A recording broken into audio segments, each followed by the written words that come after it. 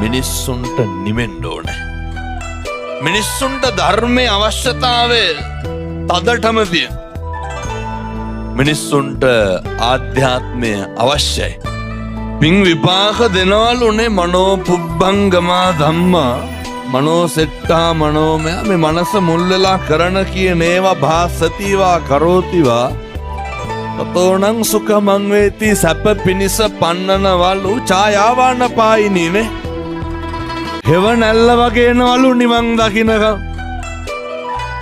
දැන් මේ ඔය ඇත්ත පස්සේ පිටිපස්සෙන් එනවා. ධර්මයට යොමු කරවනවා. පැහැදිලිද? ධර්මයත් එක්ක ජීවත් වෙනකොට අකුසල් සිතුවිලි එන්නේ නැහැ.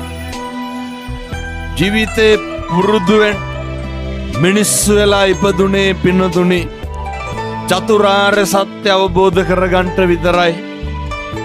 බුදුවරුත් බුද්ධත්වයේ ලබා ගන්නට කොහෙද කවුරු වෙලාද උපදින්? දෙයයන්ට පුළුවන් ද බුදු වෙන්න? මිනිස්සු වෙලා උපදින්න ඕනේ. අබ්බගාත වෙලා ඉපදුනාට බෑ. හතරහන්දි පණ නැතුව ඉපදුනාට බෑ. අඳගොළු පිහිරි වෙලා ඉපදුනාට බෑ. තථාගත බුදුවරු බුදු වෙන්න බෙරුම් පුරුදු බෝධිසත්වයන්ට තිබ්බ අංග ලක්ෂණ ඒ සම්පූර්ණ ශරීරය අපිට තියෙනවා නැද්ද?